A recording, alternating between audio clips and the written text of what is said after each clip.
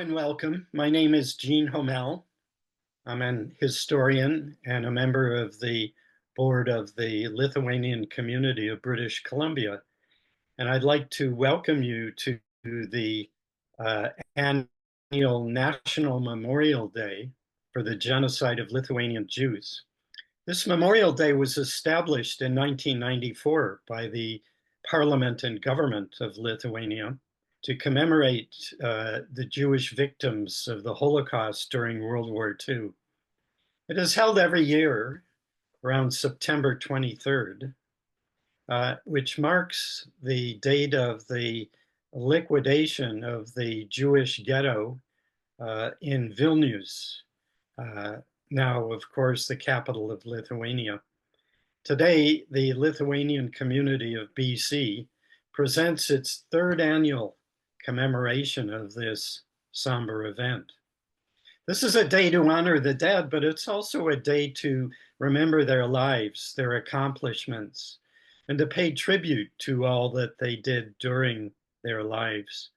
Soon we will listen to a short story coming out of this era, a story called Tall Tamara, written by the Jewish Lithuanian author Abraham Karpinowitz, written originally in Yiddish, his native language, one of them, and translated into English by Helen Mintz. The story was also recently translated into Lithuanian. Jewish people have played a major role in the history and culture of Lithuania for centuries, going all the way back to the early 1300s, when Jews were invited from Western and Central Europe to come to the Lithuanian Polish Commonwealth as it developed. And so through the centuries, Jews played a major role influencing Lithuanian commerce, business, industry, arts, and even food and the language. So after the early 1300s, when invited by nobility, they developed by the 1700s into the largest Jewish population in Europe, in what was then called the Polish-Lithuanian Commonwealth. In European history, that was a major area constituting much of Eastern Europe, from the Baltics all the way down to the Black Sea, occupying much of Eastern Europe today. What is Eastern Europe today? In 1918, at the end of the war, Jews in Lithuania joined the successful effort by all Lithuanians to push for an independent Lithuanian state, which was created after the war. And thereafter, Christian Lithuanians and Jewish Lithuanians lived in relative peace relative to other parts of Eastern Europe, at least, until in the late 1930s, there was a rising tide of anti-Semitism caused by economic conditions, which of course were very tight with the Depression. In 1941, with Nazi Germany's invasion of the Baltic countries and the Soviet Union, which followed as well, in mid-1941, Nazi Germany invaded the Baltics and the Soviet Union, and this initiated the Holocaust in Lithuania, the mass murder, the genocide of Lithuanian Jews. Of the between 225,000 to 250,000 Jews then resident in Lithuania, 95% were murdered, mostly in the early stages of the German Nazi occupation and control of Lithuania, as well as the two other Baltic states, and then, of course, the Soviet Union itself. Now, while most Lithuanians, as with other Europeans, were passive bystanders, some thousands, we can never know the exact number, were by various degrees active collaborators with the Nazis. And this, of course, is currently a very controversial topic in Lithuania, with lots being written about this period in Lithuanian history. It's important to note that many other Lithuanians, such as Catholic clerics, served as rescuers of the Jewish neighbors. And today, over 900 Lithuanians have been recognized by Yad Vashem, an organization that recognizes folks in Europe at that time who, not for payment or advantage, helped their Jewish neighbors. I'd like to finish this section on the background by mentioning a government policy that was issued in May 1990, shortly after independence of Lithuania. They issued a declaration condemning, and I quote, "without reservation, the genocide perpetrated in Lithuania against the Jewish nation." And we note with sorrow that among the executioners who served the occupiers, there were also citizens of Lithuania.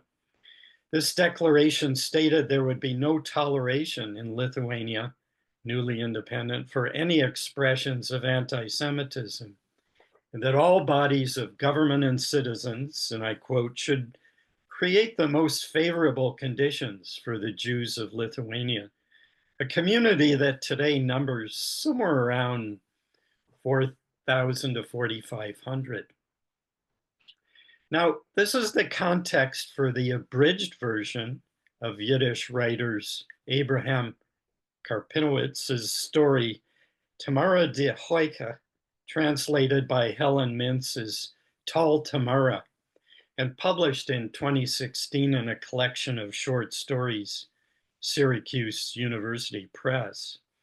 This story will be primarily shared in English today, but we have included some of the original Yiddish in which this story was written and some excerpts in Lithuanian. Now, Abraham Karpinowitz was born in 1913 in the city known to Jews at the time as Vilna. Of course, we know that as Vilnius, the capital of Lithuania. He lived there until 1937, survived the Holocaust by leaving for the Soviet Union in safety. After the Holocaust, he returned to Vilnius a number of times to visit the place of his birth and young adulthood and to share his stories. He eventually immigrated to Palestine in 1947, and then the following year, of course, the newly formed country of Israel, where he remained until his death in 2004. He wrote 7 collections of short stories.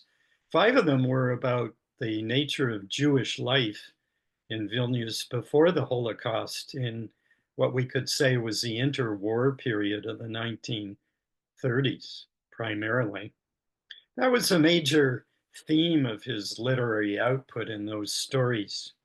His work has received many honors and has been translated into a number of languages, including German, Spanish, Hebrew, Lithuanian, Polish, and Russian. And those stories focused on what I would call the plain people of the city of Vilnius in this period, many of whom were poor and barely getting by economically before the German Nazi invasion. And his stories show the very colorful background of the life of people of Vilnius, which I think is of great interest. And now a word of greeting from the Lithuanian ambassador to Canada, Egidijus Meilūnas.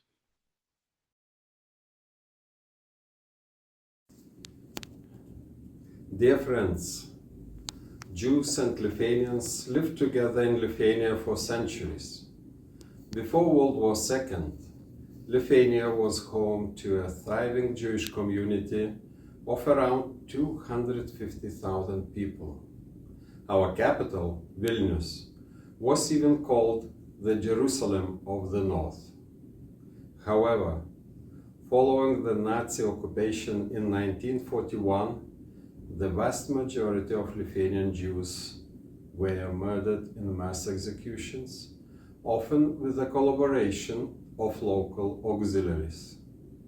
By the end of the war, around 95% of Lithuania's Jewish population had been killed. The Holocaust in Lithuania remains one of the darkest chapters in the country's history. Every year, on September 23rd, we commemorate the victims of the genocide of Lithuanian Jews in grief, silence, and prayer. Even in the darkest and most difficult times, there were people for whom humanity was the highest value. Despite the widespread persecution, hundreds of Lithuanians risked their lives to save Jews.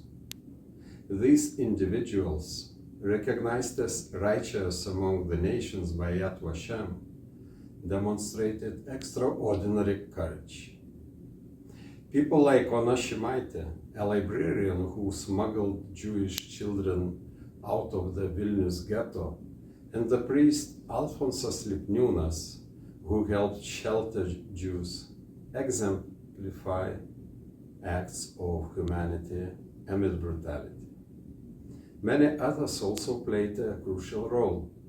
Foreign diplomats, such as Chiune Sugihara, the Japanese consul general, and Jan Zwartendijk, the Dutch honorary consul, issued thousands of visas, allowing many Jews to escape to safety.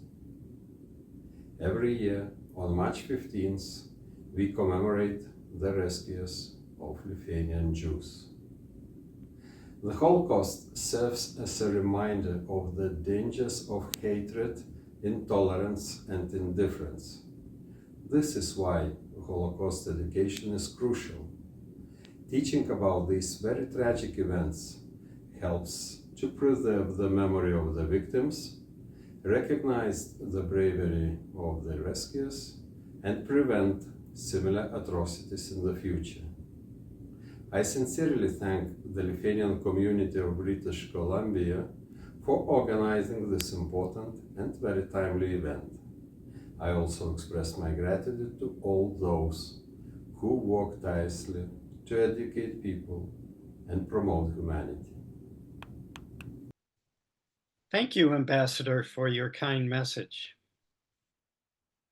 Now I would like to introduce Rachel Mintz, who is in her own right a translator of short stories from the Yiddish language into English.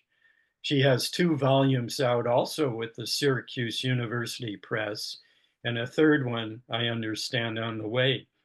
Rachel is also a member of the board, as I am, of the Lithuanian community of British Columbia.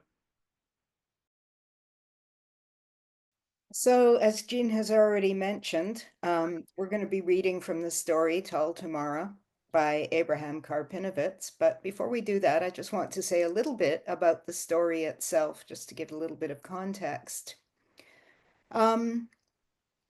You might think that the central character in the story told Tamara would be Tamara herself. However, one could claim, and I think with a certain amount of justice, that the central character of the story is actually the Jewish city of Vilna, known today as Vilnius.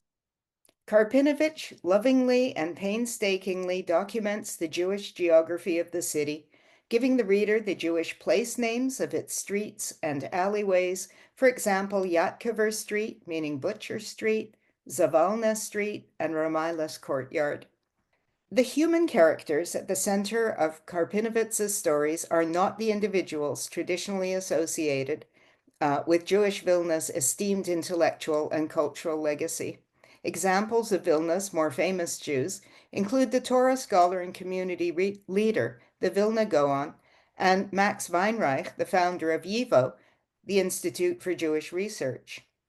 Having said that, a few individuals who really existed play secondary roles in Karpinowitz's stories, forming the backdrop for his heroes and heroines who are, as Jean already mentioned, the ordinary, usually poor Jews of Vilna. For example, in the story you're about to hear, we're introduced to Fivish Krasny, the librarian of the Krasny Mefitsa Haskola Library, and Siomke Kagan, a reporter for the Vilnar Tog newspaper, and that library and the newspaper actually did exist historically, as well as Krasny and Kagan themselves. Tamara also reads a story by Isaac Leib Peretz, an important Yiddish writer. People like Krasny, Kagan, and Peretz were real people, another way that Karpinowitz memorialized the lost Jewish community of Vilna. But Karpinowitz maintained a particular affection and respect for those who lived at the legal and economic margins, and it's the ordinary people of Vilna, or in Yiddish, the Amcha, like Tamara the prostitute, who take central stage in his stories.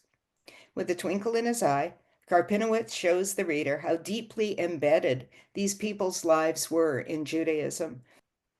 For example, he explains that the Johns who visited Tamara on Friday evening had, and this is a quote from the story, prepared for Shabbos, that is Saturday or the Sabbath, and were washed, clean-shaven, and wore clean shirts.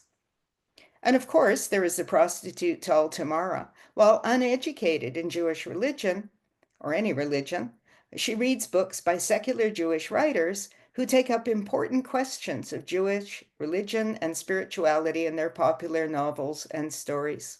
And in the end, Tamara, taking her cue from the rabbi's daughter she reads about in the story by Peretz, is a courageous figure who keeps her dignity and refuses to bow to Nazi demands. The story Tal Tamara encourages us to examine the differing ways people who occupy Lithuanian soil view their history. In this story, Siomke Kagan, the newspaper reporter, gets Tamara involved in a study group led by a Soviet ideologue. When the Soviets occupied the city of Vilna in 1939, Karpinowitz informs the reader with a strong sense of irony that, and here's a quote, the entire group danced around the tanks like close relatives at a long-anticipated wedding. While most of the non-Jewish population of Vilnius did not welcome the Soviets, we must keep a couple of things in mind. First, for most Jewish people, falling into Soviet hands was a much better alternative than being captured by the genocidal Nazis. Historically, while life in the Soviet Union was far from perfect for Jews, many of whom, by the way, were also exiled to Siberia, at least they had some chance of survival, whereas under the Nazis it would have had almost no chance of survival. And secondly, Karpinowitz left Vilnius in 1937, and he didn't live through the Soviet occupation. Perhaps that's why he can make ironic jokes about this period. The Lithuanians who endured the brutal Soviet occupation of the country are for good reason unlikely to view the occupation as a joking matter. So now we're going to hear the story, Tal Tamara, Hot Hanoah. Enjoy the story.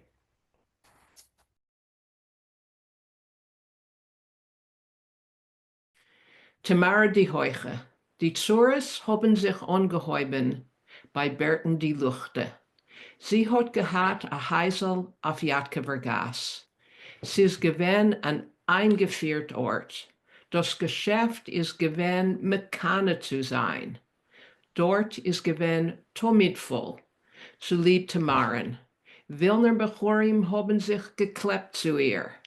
Freitag zu Nacht hat jene nicht gehad kein freie Minute. Is aber Berthe gewähn sehr jedne. Gewollt reingappen die Welt. Hat sie angehäuben schreien auf Tamaren, machen ihr dem Teut. Da rett sie zu viel, da lacht sie, wenn man darf nicht, und lost der Reusgäst. Wohl Tamara verschlungen die Avidas, weil fort ist bei Berten in Heisel gewähn weg und warm. Hat aber Berthe abgetan in einem Freitag zu Nacht a Sach, was das ist schon gewähn über der Gal.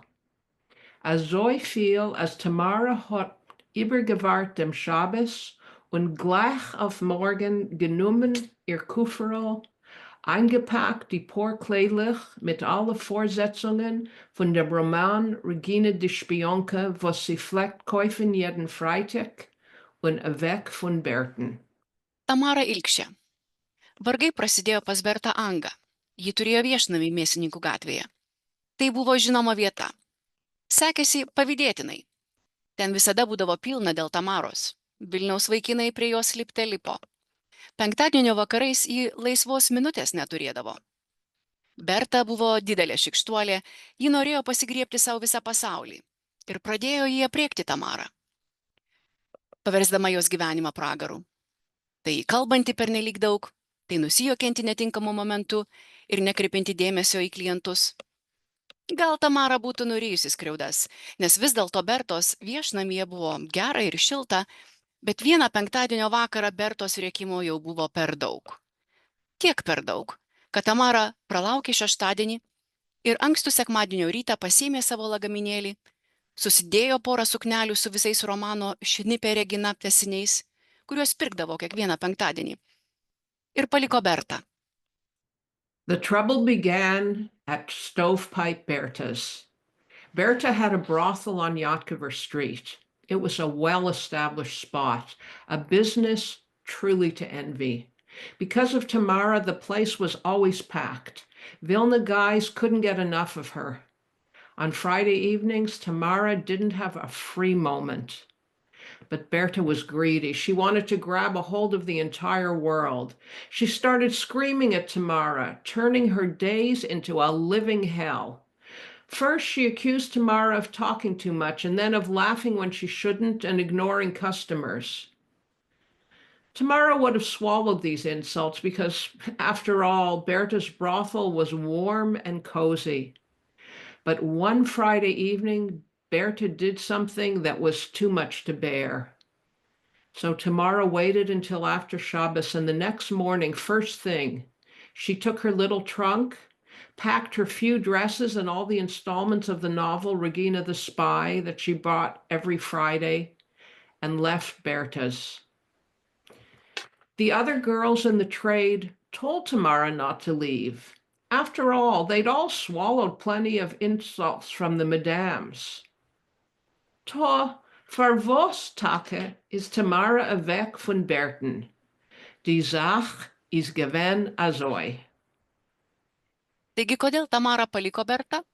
O buvo šitai. So why did Tamara leave Berta's? Here's the story.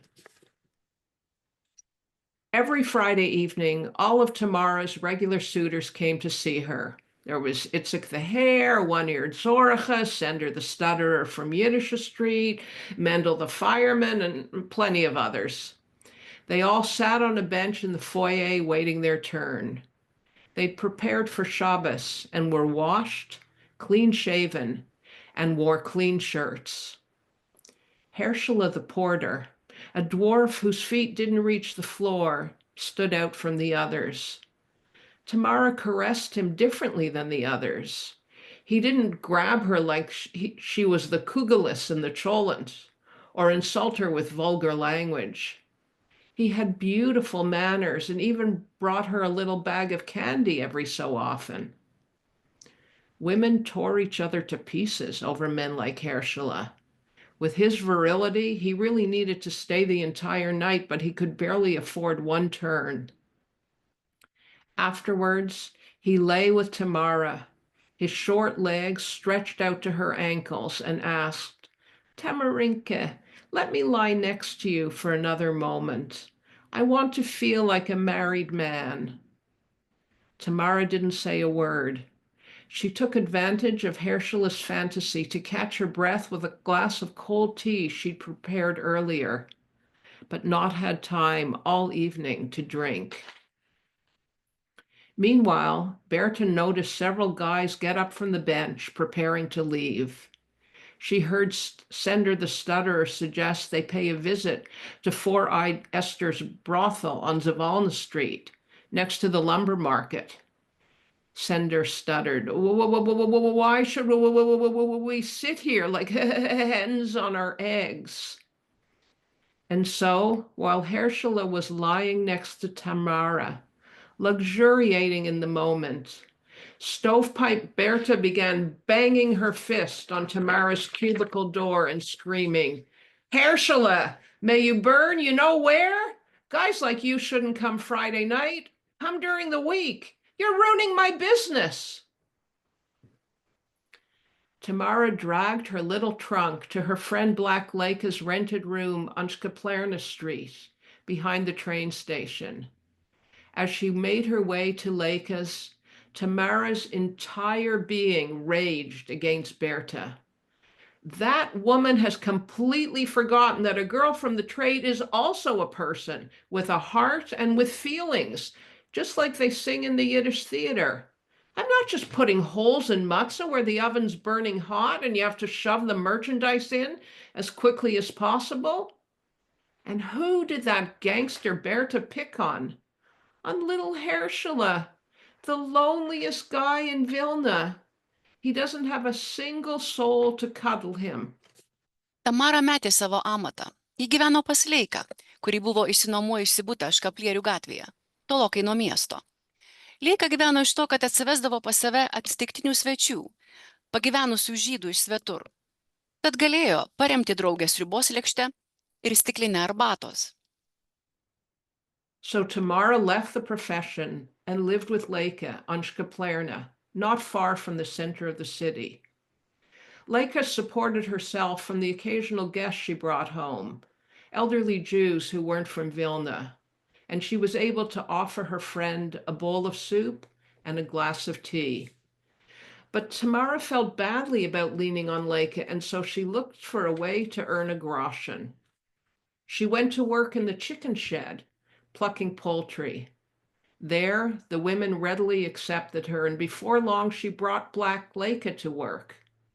The two women sat with their legs buried in mountains of chicken and goose feathers, reminiscing about the old days when they had earned more from one guest than from 10 plucked chickens. Leika's son Elinka ran around the chicken shed, making all the pluckers happy. Elinka was the product of a casual encounter with some unknown Jews, but Leika insisted the father was none other than Elijah the prophet. Siomka, the reporter for the Vilner Tog newspaper, did do one thing for Tamara. He got her involved in a group that met secretly in a garret in Ramila's courtyard on Yiddish Street. A pair of trouser tailors, several assistant tailors, a few seamstresses, and a glove maker sat together for hours in the evenings.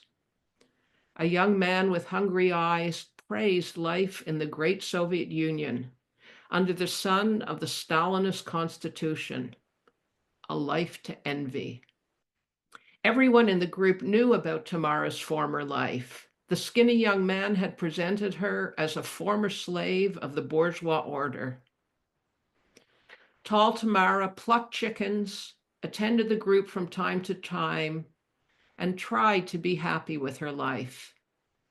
It wasn't easy. But she made do with the chicken shed and taking books from the Mefitse Haskalah library. Bibliotekininkas Krasnis kartą skubėdamas pakišo Tamarai apsakymų knygą. Rinkinys vadinosi Liaudiškos istorijos, kažkokio Pereco. Iškart norėjo prašyti ko kito, meilės romano su dvikova, bet buvo penktadienis, skaitytojai stumdėsi, skubėjo pasirinkti šeštadienį knygą, tad Tamara įsidėjo apsakymų rinkinį krepšį ir nuėjo iš Škaplierių gatvę, pas Leiką. Krasny, the librarian, hurriedly handed Tamara a book of stories called Folk Tales, written by someone named Isaac Lloyd Peretz. Tamara wanted to ask for something else right away, a novel or a love story with duels, but it was Friday and the readers were rushing around and pushing and shoving to get a book for Shabbos. So Tamara put the folk tales into her basket and went to Leika's on Skaplerna. That evening, the two friends sat at the table without saying a word, like a pair of discharged soldiers. Elinka was already asleep. The candles, which Leica had started lighting every Shabbos after Elinka, her Kaddish, was born, flickered on the chest of drawers. It was autumn.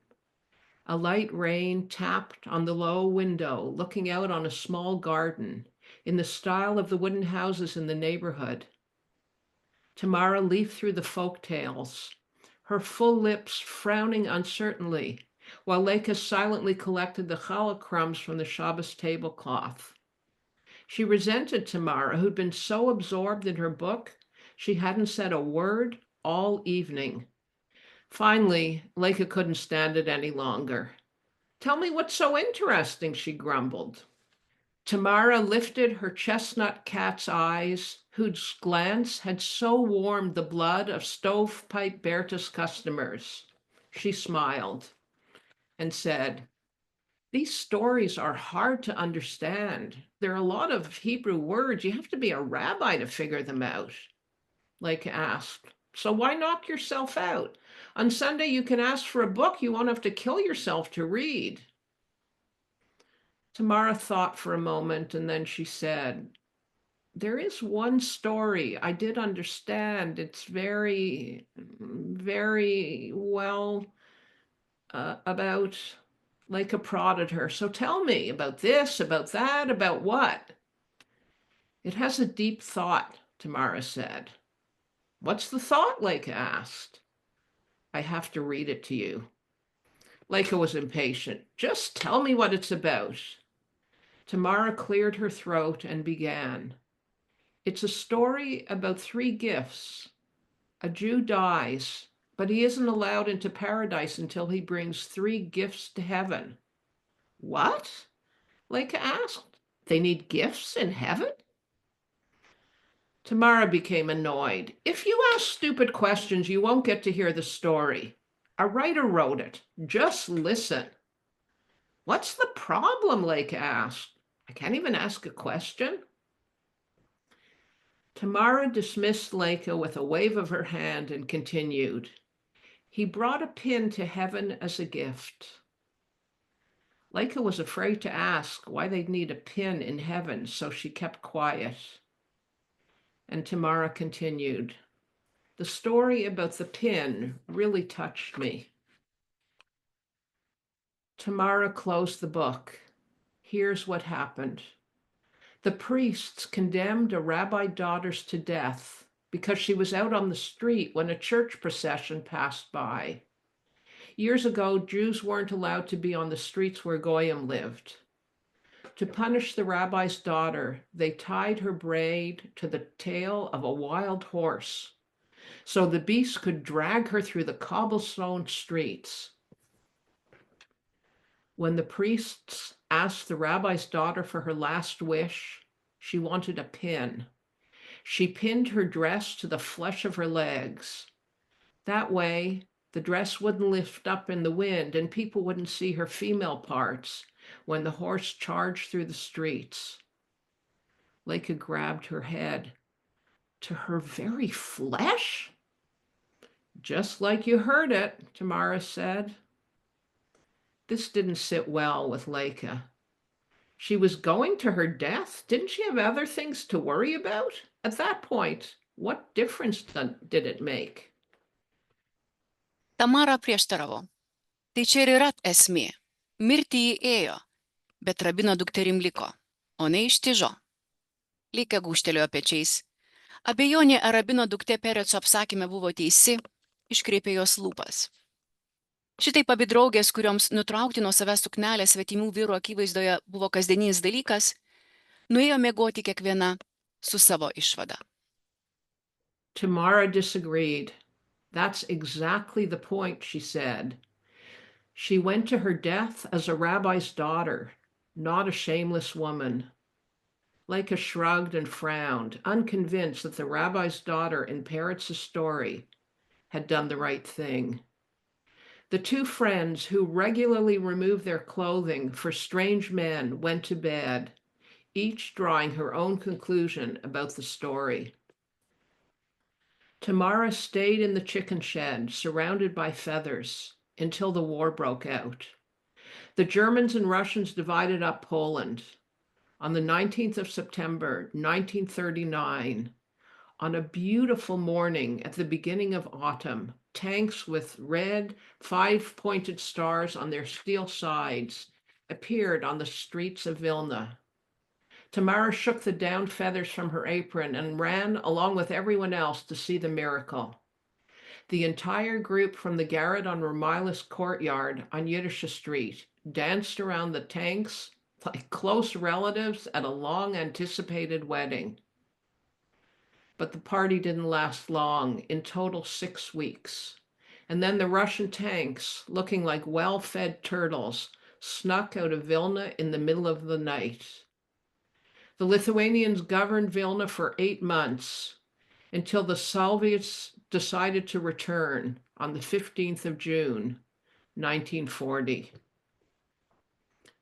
That's when the members of the group that met in Ramaila's courtyard really came to life. Vilna was drenched in the odor of the dictatorship of the proletariat. Everyone said that Tamara had had leftist sympathies from way back. The new regime installed her in a meat cooperative warehouse. Black Leka did better than anyone else. She ensnared a lieutenant from the Red Army, a fine Shagets, not a big drinker.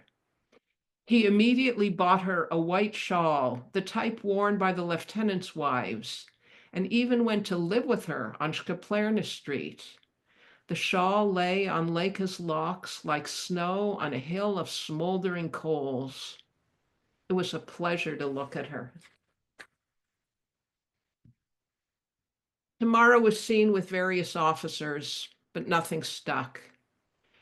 She found herself a tiny room on Shavelska Street so she wouldn't interfere with her friend's good fortune. It really was good fortune. Thanks to the lieutenant, Leka and her son were saved. During the Soviet retreat from Vilna in 1941, the lieutenant placed them on a military truck that took them deep into the hinterland. Leka wanted to take Tamara with them, but because of the urgency of the situation and the general state of turmoil, it didn't happen. The lieutenant cursed in the name of his mother, screaming that the German troops could show up at any moment. And tall Tamara, she didn't have to suffer under the Germans for long. On Wednesday, the 17th of September, 1941, only 10 days after the Jews of Vilna were driven into the ghetto, Tamara stood with almost 1,300 Jews on the field at Ponar, the place not far from the city where the Germans murdered the Vilna Jews. Tamara stood with the other women on the field at Ponar, gazing into the distance. Who could she have been thinking about? She was absolutely alone. She had no one. She'd been abandoned as a child and was raised in an orphanage, and earned her living as a waitress for Zuska the professor in his bar on Konska Street, until he told her that with her legs, she could make good money if she stood on a street corner. The order was given to undress. Tamara did not undress. She dug her fingernails into the soft flesh of her plump arms, without giving any indication that she would undo even a button. Tamara refused to obey the German who stood opposite her with his machine gun. She was taller than him. Standing in her cotton dress with its red and blue flowers, she looked him straight in the eye without reacting to his shouting. He didn't shout for long. A moment later, Tamara lay in the sand, felled by a hail of bullets. That's how tall Tamara, the last Jewish streetwalker in Vilna, met her death. Ir štai atėjo įsakymas nusirengti. Tamara nenusirengė. Jis suleido pirštų nagus į putnes savo rankas ir nerodė nė mažiausio ženklo, jog ketina atsekti bent vieną sagą. Tamara nevykdė vokiečio, kuris stovėjo prieš ją su kulkosvaidžių paliepimo. Aukštesnė už jį, apsivilkusi per kelinę suknelę raudonom ir mėlynom gėlytėm, ji žiūrėjo budeliui tiesiai į akis ir nekreipė dėmesio į jo šūkaliojimus. Ilgai jis nešūkavo. Po akimirkos Tamara jau gulėjo ant smėlio, perverta kulkų papliupos. Šitaip ėjo mirti Tamara Ilkšė, paskutinioji paleistuvė Vilniuje. Ein Ort ist gekommen, aber fell, men soll sich austan. Tamara hat sich nicht ausgetan. Sie hat vergraben die Nägel von ihrer Finger in einem weichen Fleisch von ihrer puchge Arms und nicht gegeben dem minsten Siemen, als sie geht, abspielen a Knäppel. Tamara hat nicht zu lieb getan dem Deutsch, welcher ist gestanden gegenüber ihr mit seinem Maschinengewehr. Hecher von ihm ist in ihr parkallenem Kleidel mit die Reute und blaue Blimelech. Hat sie ihm geguckt, gleich in die Augen und sich nicht gemacht von seinen Geschreien. Lang hat nicht geschrien. In ein Rege ist schon Tamara gelegen auf ein Samt, getroffen von sein Keulenserie. Also ist weg zum Teut, Tamara die Heuche, das letzte jiddische Gassenmädel in Vilna.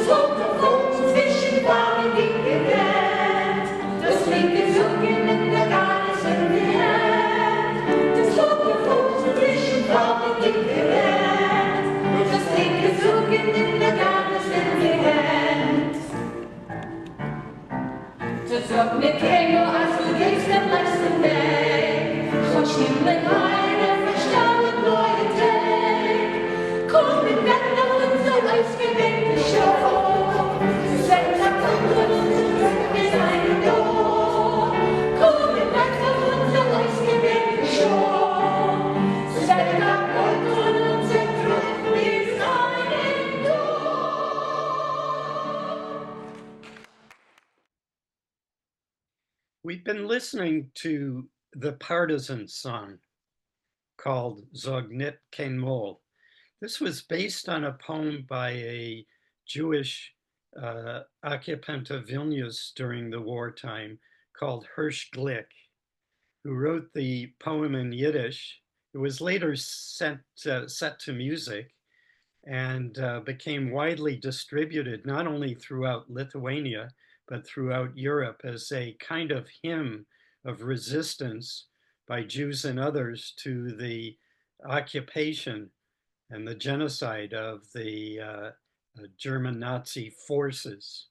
The song became widely distributed even after the war.